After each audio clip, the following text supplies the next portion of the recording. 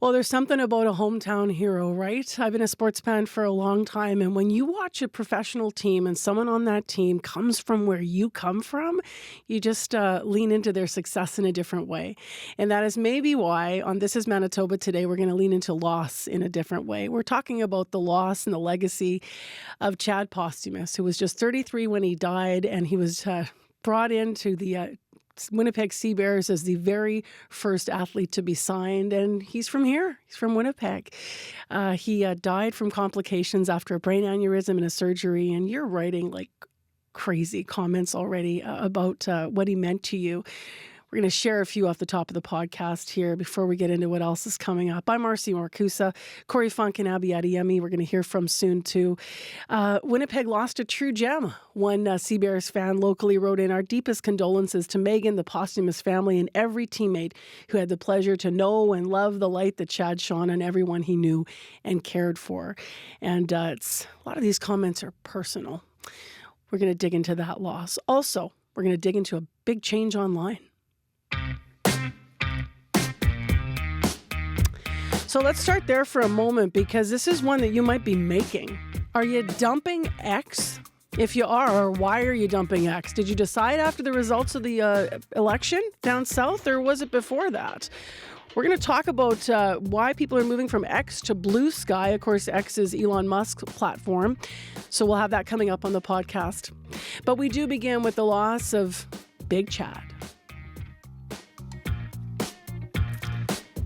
Chad Posthumus, as I mentioned, was only 33 years old. And it's not just, everyday Winnipeggers who might have grown up with him remembering who he was on and off the court, but it's also some leaders in community. The mayor tweeting out about his legacy, devastated. Scott Gillingham wrote that Chad Posthumus has died. He had a huge heart and magnetic personality that matched his physical size. And the mayor put up this photo. And Scott Gillingham's been in studio. He's a pretty big guy himself, but Chad Posthumus was huge above him. And he wrote, as a local boy, he was a favorite for Winnipeg Sea Bears fans. He was dedicated to community. My deepest condolences to Chad's family and the Sea Bears organization. Jay Richardson also writing about the loss of Chad, saying he was a fantastic ambassador for our city, for the game and for the team, thinking about his friends and family today. And that's the thing about Manitoba. We always say we punch above our weight. And so when somebody is an ambassador for this place, you kind of fall in love with them. Basketball Manitoba writing, our deepest sympathies go out to Chad's parents. Getting personal here. Charlie and Diana and his brother and sister. Chad will be forever remembered by the basketball community for his larger-than-life personality and for filling a room, be it a small gym or the Canada Life Centre. He was a beast on the court, but a big teddy bear inside. Rest in peace, Big Chad. Well, speaking of Basketball Manitoba, on the podcast first, let's hear from Adam Wedlake, who is the executive director of that organization. He knew Chad since he was a kid. Hey, Marcy, how you doing? I'm okay. How are you doing? It's a tough day, for sure. Tell me a little bit about what makes you smile when you think about Chad. Let's start there. For sure. That was always what he was like. He was always a guy that lit up the room. He was a sort of larger-than-life presence, whether he walked into a huge gym or a facility like the Canada Life Centre or into a little gym working with kids doing a kids camp or whatever. He just drew that level of joy and enjoyment, and that's what drew people to him, and that's what makes it's tough for anything. But he's a sort of a larger-than-life character that we were so lucky to have in our basketball world for so many years. Did you play against him over the years? I was just thinking, I know, he came up through the system, comes from a big basketball family, so do you. Where'd you cross paths with him? Well, more so as in my professional life as Basketball Manitoba here.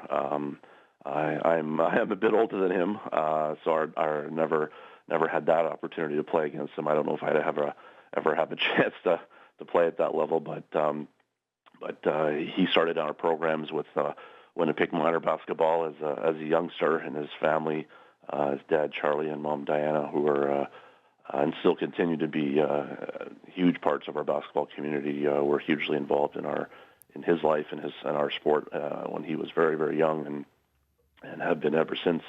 And so I knew him as a young kid. He was probably only 5 or 6 when he started playing in our systems, and it was just amazing what he's been able to do with basketball over his time with us over such a. It feels, when you think back, it feels like a very long time, but sadly, it's way too short. I'm just warning you here. We're going to play a clip here of Chad, and I wanted people just to hear him this morning. But it's kind of alludes to what you're talking about, Adam. It's about his excitement to be drafted to the Sea Bears, to get the news he's going to play for the hometown team, and also be part of bringing that basketball excitement back to Winnipeg. We hadn't had a pro team in so long here. So this is part of a conversation right after we learned he would be the first player signed that he had with CBC's Riley Lachuk. Yeah, incredible signing. I'm really excited for this. Just the opportunity here to play in Winnipeg in front of all my family and friends is phenomenal. Especially at this point in my career, I'm kind of working down towards the end of it. Just this opportunity that's available now. Really excited, really looking forward to all the fans coming out to these games. Just the growth of the league goes to show as a testament to how the CBL's expanded. I think it's in every major market here in Canada now. And having one in Winnipeg, I know I say finally all the time, but it's been 5 years in the making, and it's really special. Having that touch from me being here, growing up, all my family and friends here, it's really special. What's it like for you to hear sort of that, but maybe to turn it to a positive, outlook, hearing Chad reflect there? What do you think that's going to mean in terms of now this young man, 33-year-old's legacy in our community?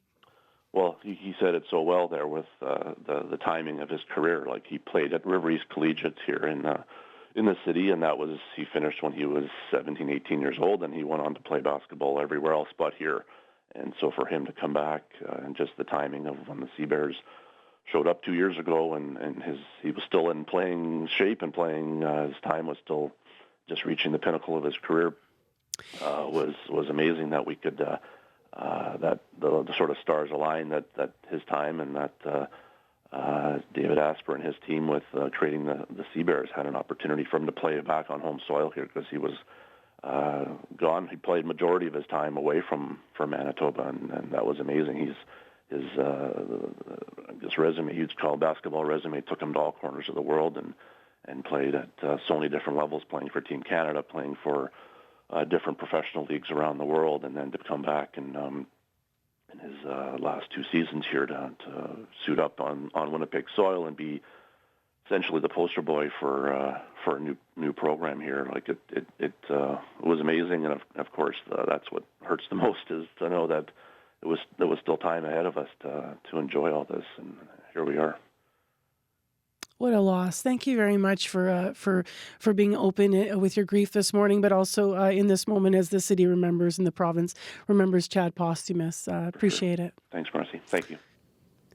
Once again, Chad Posthumus was a Winnipeg Sea Bears player for the basketball team, and just 33 years old. Yeah, I mean, I'm 34. When you hear someone so close in age, it hits hard. And, I remember when he signed, he was from River East. I'm from the River East area as well.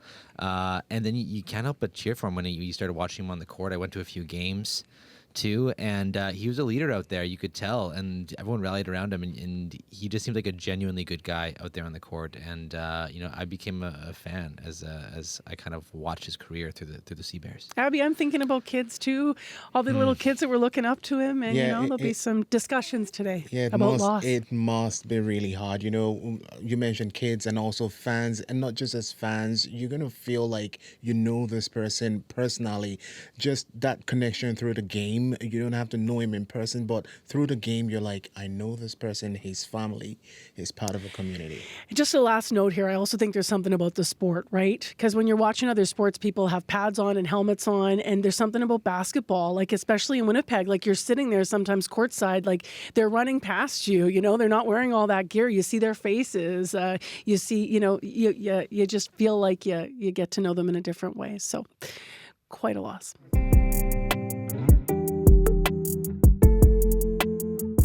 Hi, my name is Sahasdeep Singh. I am from Northeast Winnipeg, and this is Manitoba.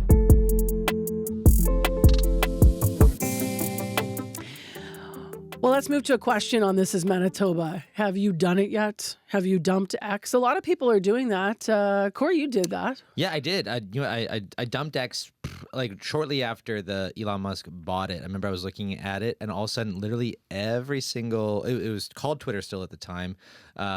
Every single tweet I saw was just Elon Musk, and then that was the moment where I'm like, clearly there's a big change here that I don't want to be a part of. Now, you moved to Blue Sky, but you said it reminds you of what Twitter used to be like. So what does that even mean? Yeah, like, I mean, what is it like? I was actually a big fan of Manitoba Twitter. Like, there was just a lot of local Manitobans posting just things that weren't overtly political, just fun things going on in the community, fun quips back and forth, just sharing their daily lives. And that was super fun. And I was sharing too, and then people were reacting. It was just a good time.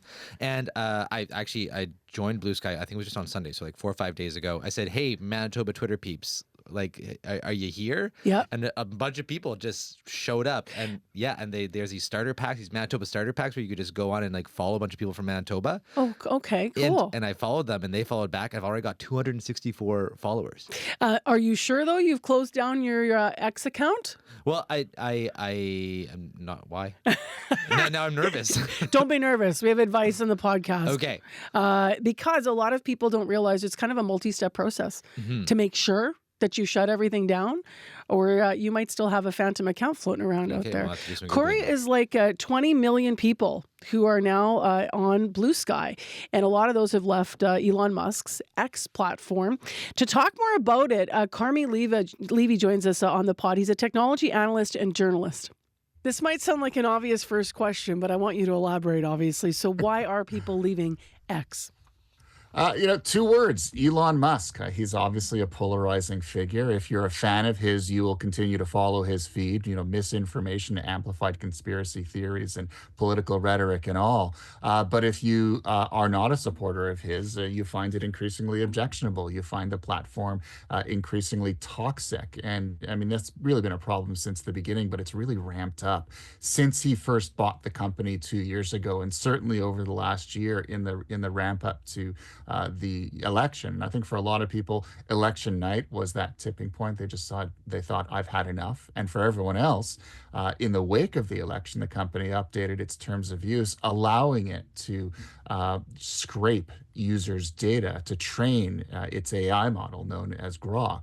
And so for a lot of people, that was the last straw. They just said, look, I've stuck with it through thick and thin, but it's almost like death by a thousand cuts. Eventually, you sort of ask yourself the question, am I better off here or not? And I think a lot of people are starting to vote with their feet. They've just literally had enough of Elon Musk. Does it matter if you were on X for years and years and years and then you left? Are you not already exposed to whatever?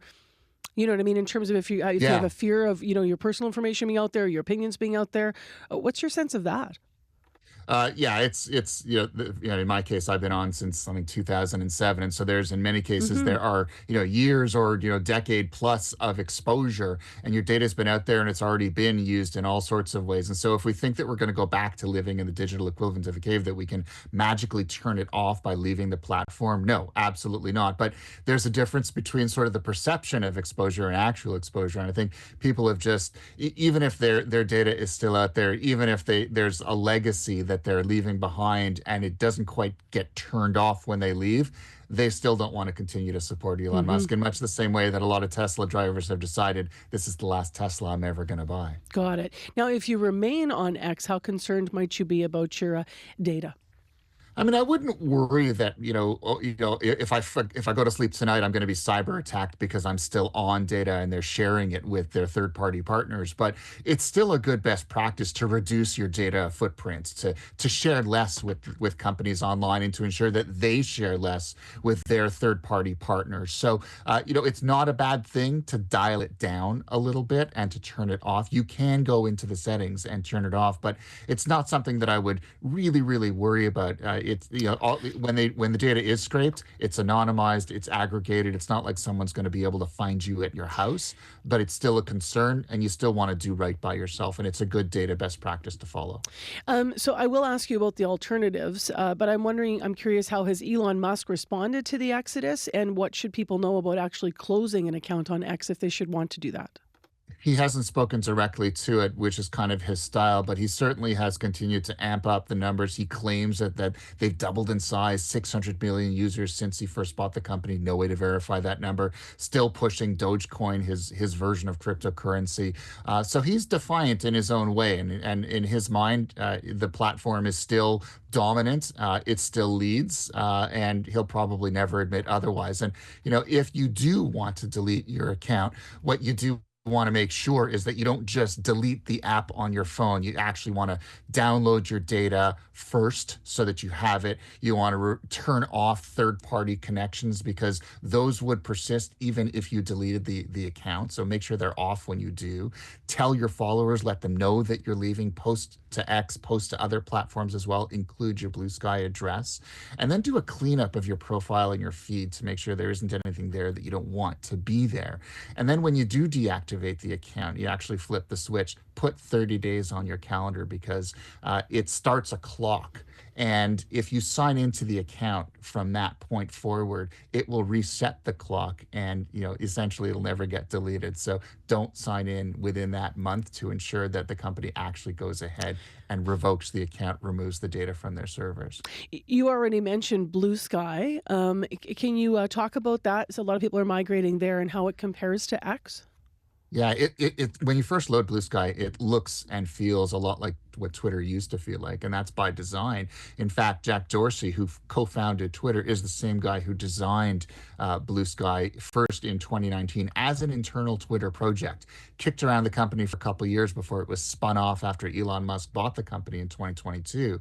And now it's an independent, not-for-profit entity. And so it's almost like a kinder, gentler version of X. It's open source. It's community focused. It's what's known as decentralized. So it's not like a single owner can dictate what happens on it. You dictate what happens on it. If you want to set up your own server and not use the company's, you can.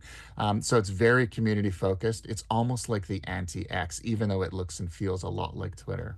And what about Threads? Because many people also moved to Threads when Musk bought Twitter. How are things on that platform? They're going well as well. And so, 275 million monthly active users now after, about a year and a half of it being in sort of operational, which is an impressive number, especially compared to Blue Sky's 20 million. But that's not the only metric that matters. SimilarWeb, they're a market intelligence firm. They did a deeper dive. They looked at things like daily active users, overall engagement, time on platform, who's visiting the website, and what are they doing when they get there. And when you look at those deeper numbers, Blue Sky's numbers are actually far more significant than Threads. People are spending more time on it. It's the first app that they use when they first wake up in the morning, find out what's going on in the digital space. And so if you extrapolate out those numbers, Blue Sky is actually growing far faster than Threads, and over time will overtake even the total numbers of downloads. And it's certainly headed in that direction. And as the heir apparent pulse of the internet kind of replacement for what was once, Twitter was sort of the town hall of the internet, the way Blue Sky is built, it's the one that's ultimately going to prevail, not Threads. Thank you very much. You're always you're so excellent at explaining all these, answering the key questions and being comprehensive with the explanations, Carmi. I appreciate it. I appreciate being here as well. Thanks so much, Marcy. This is Manitoba, and if you want, you could be the 265th follower to Corey on Blue Sky. I'm funny. I try to have some fun. We have fun on Blue Sky. But we're kind of hoping that maybe you'll consider us, right, Abby? Yeah, be sure to find us on your favorite podcast platform and on YouTube, and don't forget to follow and share.